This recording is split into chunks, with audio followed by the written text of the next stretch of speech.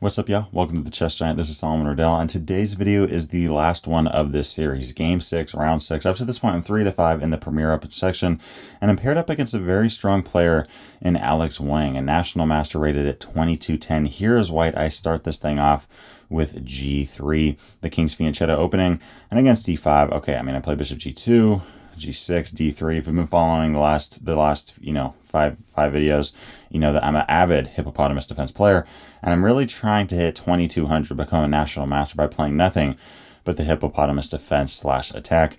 And okay, here Black plays Bishop G7, and you know the drill. We play Knight D2, we continue now with E3, Knight E2, and then once Knight F6 is played or moved like Knight F6, we now have the option of playing B3. There's really no tactics that Black has against this rook on A1 at this point, so we just see this move of E5. Here Alex really trying to expand in the center of the board and just create a ton of space with a 3-pawn presence in that center. But okay, as a Hippo player, we don't really mind what the opponent does. We're just going to continue now with Bishop B2, and against castling kingside, we play H3. Now, I've had it quite a few times. People ask me, okay, I understand you're tucking your knights behind your centralized pawns, you're fianchettoing both your bishops. Why would you play a move like H3 or A3? Well, there's actually two reasons. Just going into this move of H3, first off, we're preventing the knight or the bishop from ever coming to G4. So really, we're just defending that square and creating a better wall and fortress. On top of that, we're actually giving ourselves the option in the future to play H3 and then G4 ourselves, and an eventual move such as Knight G3, tucking our knight behind and attacking some key light squares. So okay, we play H3, very quiet move, but it does give us a lot of nice options in the future. Here Black continues with Bishop E6, and I simply decide to castle kingside. And now we see this move of Knight E8, in which case, okay, again, there's 4 things that you can do in the Hippo. One of them is play an idea such as H3 and G4, or A3 and B4. Finally, we can use this option of using a flank pawn with C4 and F4. We could use a knight to put some pressure in the center of the board, or we can push a centralized pawn. There's 4 options there. I decided to push in the center with the move of D4. And after we played this game, we analyzed it a little bit, and we thought that Black's best option was to take with the C pawn first and then play E4. And we're probably going to have an imbalanced and hyperdynamic game. I'll probably play a move here like C4, trying to undermine the pawn. He'd probably respond with a move such as F5, defending the pawn on E4 and making some space. And at that point, we're just playing chess. But following the move D4, he decided not to take on G4, but instead just played E4 right away. And against this, I have this idea of Bishop A3. If you're a Hippo player and your opponent really pushes a ton of pawns, and then they bring their knight back to a square like E8, trying to push their F pawn, notice that this rook is easily trapped. You can simply put your bishop on A3 in a lot of lines, especially the pawn on D4, and try to trap, and really just pin that pawn on C5 to that trapped rook on F8. Notice, by the way, if Black does take on D4, my whole idea was that I wasn't going to take back the pawn, but that I had bishop takes on F8. Whole idea being, look, you got to take the bishop at this point. You can play as many intermediate moves as you want. You can take on E3, you can take on F2 a check, you can play E3. At the end of the day, you're just not going to be able to catch up on material because I took your rook and then your bishop, and either I got out or I didn't get out, but I saved, some of my pieces back here, which you have taken off. In any case, I'm going to be the one coming out with upper hand there. So, okay, after this move of Bishop A3, Black really doesn't, it's very risky to play a move here, like C takes D4, and then, just give it the exchange this early on in the game. So we see this move of B6. Notice there's really no other way for Black to defend the pawn. You could, I guess, quote-unquote defend it with the queen, but we don't really care. At this point, if you want to take with the queen, the bishop's going to be defended. So, okay, we see this move of B6. And I think at this point, this is game 6. I'm 3-5 at this point. And I knew that I was probably close to, I started off the tournament 2064, and I knew at this point I was probably close to breaking 2100 based off my performance. So I was going, you know what, if I can get a draw or a win, obviously that would be good. I never, I don't go into games and play for a draw. I don't think chess should be played like that. But, there's some situations where I'm like, you know what, I'm going to go for the win, but I'm going to try to play solid chess. I'm not going to go crazy, and give up everything, go down material and all this kind of stuff. I'm just going to play solid and try to win, playing solid moves. However, this move of d takes c5 is very interesting. You know, whole idea being if you take on c5, we can always just capture right back with the bishop. And here, if you take the rook on a1, you do get the exchange, but in return, we are, you know, we have a pawn out of the deal. So we're only down 1 point material, and our queen on a1 is very, you know, I mean, talk about dominance of the dark squares from both the queen and the bishop. You know, at this point, if black plays a move such as b5, we have quite a few different ideas. I mean, we can continue with a move like, you know, knight d4 is good, rook d1, you know, indirectly eyeing the queen on d8, a move like bishop b2, forming a battery ram on that long diagonal. There's a lot of different options here. But, I mean, okay, this is uncomfortable for black to deal with. And honestly, if you plug it into a computer program, it's going to tell you that white is better. So, you know, a very hyper-dynamic and interesting option for white. But instead of that, against the move b6, I just played a solid move here. I just played rook c1. You know, getting my rook out of the line of fire from that bishop. And at this point, I was actually expecting this move of knight c7. You know, bringing this knight here, whole idea being that I can't take this pawn on c5. I just can't, because knight b5 is played, and all of a sudden my bishop is trapped. If I play bishop b4, black says thank you for the bishop. If I play bishop b2, black says yet again thank you so much for your bishop. And you know, if I defend it, okay, I mean, black's just going to snatch that bishop off, continue with bishop b2. I'm in trouble. There's no way around that. So, you know, if I did see a move like knight c7, I'd probably just continue with c4, defend that square, and try to put some pressure on the center of the board. And we're going to have ourselves an even game going forward. But guys, instead of that, against rook c1, he actually played this move of knight b4, another strong option that I really hadn't even seen or considered. Whole idea being, I mean, this knight is attacking a2. If we play a move like c3, black has knight d3 options in the air. So I'm like, okay, I'll just snatch that knight right off, and then just play a, you know, a natural move like knight f4, putting some pressure on the bishop and this pawn on d5. And following queen d7, I played this move of a3. Now, some of you may be wondering, why on earth would you just hand black a pawn? Well, the reason is that I want to play this move of c4, putting some pressure on d5, which is the key defender for this other centralized pawn on e4. But if I do this move of c4, black can use the role of en passant. So I'm really trying to distract this pawn so that I can play the move c4. For example, if black did take on a3, which he didn't do, I would now be able to play c4. Whole idea being, look, I mean, you could take my pawn if you want. I have bishop takes e4 ideas, attacking your rook. The very next move, I'm going to even out the material. And on top of that, this pawn is very easy to win in the future with either my rook or maybe eventually my queen, queen b3, queen captures on a3. And really, guys, I mean, I just have a very strong pawn structure right in the center of the board. These pawns on c4 and d4 are wiping out half of the fifth rank. And I think that here, white just has the clear edge with not a ton of counterplay from black. I mean, going back to the move c4, black should probably play a move here, not taking the pawn, obviously, but, you know, playing a move like f5. But, you know, even after this, I mean, okay, I mean, we're going to take the bishop off, play a move like c captures, knight c4. My idea here was, I mean, okay, eventually in some form or fashion, this pawn on a3 is going to fall, and we're going to have ourselves a solid game. So that was my idea behind the move of a3. But obviously here, Alex decides not to take that pawn and instead defend the pawn by playing a5, pardon me. And okay, at this point, I'm like, all right, I'll just play the move c4, in which case he does use the role of en passant.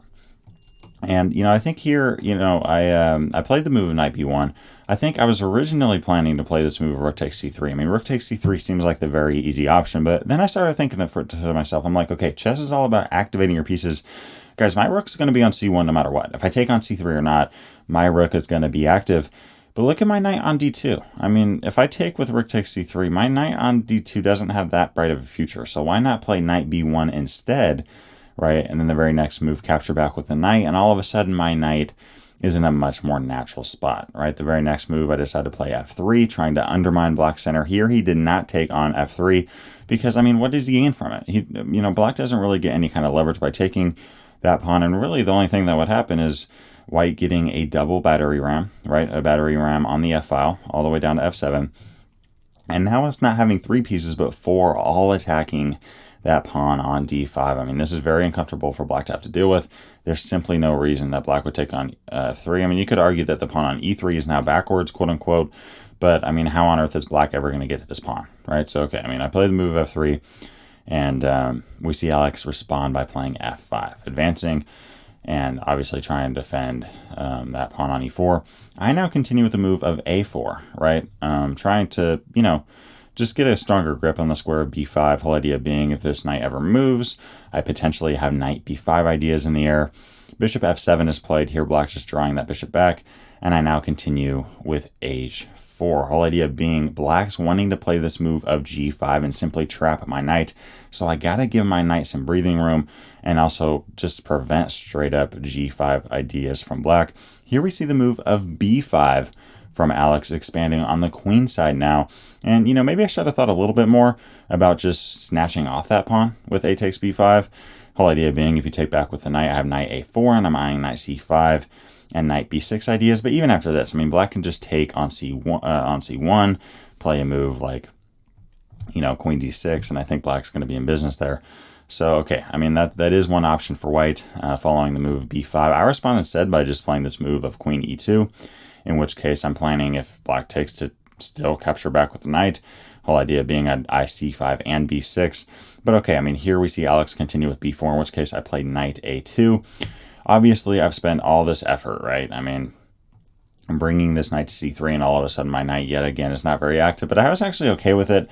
Obviously, this knight can't even move at the moment without getting lost, but at the same time, it is defending c1, so I don't have to use a queen or have to rely on, you know, if black ever takes my rook, I can simply capture back, and it's still going to be defended, right? So I kind of like that my knight was kind of tucked away and defending my rook on c1 so that I didn't have to worry about it too much. Here, black, however, plays this move of h6. Very sneaky move. Whole idea being, I mean, let's just say let's just say white plays some, you know, just some kind of move. Let's just say king h1, for example, right? Let's just say I move. What's the threat here? Well, the threat is black playing this move of g5. And it doesn't matter if we take it or not. In any case, black's going to have a pawn on g5 in the very next move. They're simply going to take on f3. And notice, if we take that pawn back on f3, and if we don't, we're just going to lose our queen or our bishop with check. We're going to take that pawn off. g4 is played. And guys, we are simply going down material. Okay, going back, h6. So that's the threat. g5, force that knight back, take on f3, g4, you know, and a pawn fork, really. And, you know, if we go and try to take the pawn on e4, we do get rid of the threat, right? I mean, oh, there's a threat. Let's just take the pawn. Well, this doesn't really work either, because all of a sudden black's not going to take with the f-pawn, especially because we have bishop h3 ideas against that queen.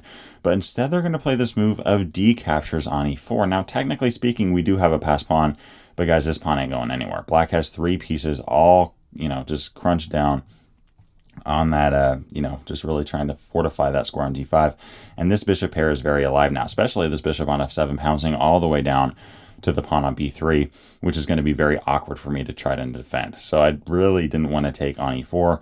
So going all the way back against this move of h6, I didn't want to take on e4. I saw the threat of g5. If I play bishop h3, g5 can be played anyways. At this point in the game, I was actually getting a little bit nervous, thinking that black may have had a one position. But I soon found this move of knight h3. It definitely doesn't look pretty, but I went, you know what, if it doesn't lose a piece, I'd rather have an ugly knight than not have one at all. And here he plays the move of rook e8, in which case I'm like, okay, in a position like this, let's just think about it. Am I ever going to take this pawn on e4? The answer is no. If I ever take on e4, black is simply going to be able to capture back. At the same time, if black did capture back on f3 at the moment, I could, you know, play something like queen takes f3, knight f4, attack d5. That's more playable for me. But guys, why would I keep this tension here at the moment? I mean, black is starting to mount the pressure against my queen and really this pawn on e3, and I'm never going to take the pawn on e4 anyway. So by leaving our pawns here, I'm giving him the leverage. I got to lock this thing down right away. So I play this move of f4, simply giving us a completely locked position on both sides of the board. The only thing that's open at the moment is the c-file.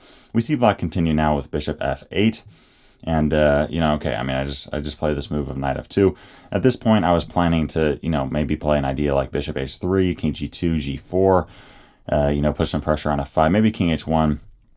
It depends on what black goes up with there. But here he plays the move of h5, and here Alex offers me a draw. I take a couple minutes to try to figure out, you know, I was thinking of maybe, you know, trying to play something like queen c2 and queen c6. But at the end of the day, guys, I mean, this position is just completely locked up. You know, black's going to be able to put a rook on c8.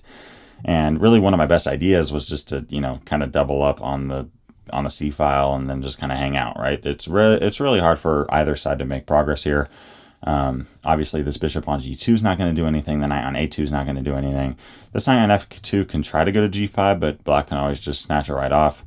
And at the same time, it's hard for black to do anything either, right? I mean, if black somehow gets this knight all the way over to g4, I'll just snatch it right off. This bishop on f7 is really just a tall pawn. much like mine. I mean, sure, my bishop is not on the same color of my pawns, but does it really matter at this point? I mean, I guess you could say it kind of does, but these, obviously these light squared pawns are not a weakness for black in any means or fashion. So, okay, I mean, we agreed to a draw. Guys, at this point, the tournament finishes up, right? Game 6. So I ended up with a score of 3.5 out of 5, dropping game 1 against the FIDE Master, then winning 2 in a row, losing 1, winning 1, and then drawing 1. So 3.5 out of 6. I started the tournament off with a rating of 2,064, and then by the end of it, by playing nothing but the Hippo, I ended up breaking 2,100, thankfully. So I had a 37-point tournament. I went from 2,064 to 2,101. And let me know what you thought of the series. I'm planning to play in a lot more tournaments coming up soon, so let me know if you want more series like this, or I'm kind of talking through my games, both my good moves and my bad. I hope it was helpful. Let me know down in the comments any kind of suggestions you guys have. Yeah, as always, I appreciate you guys. Make sure to check out the link above if you want to see my Hippopotamus Defense playlist. At the time of posting this video, I should have about 18 videos up there now on the Hippo. And okay, if you want to learn, about openings in general, click that video down below. Thanks for watching today's video, and as always, I appreciate you guys. You know the deal. See ya.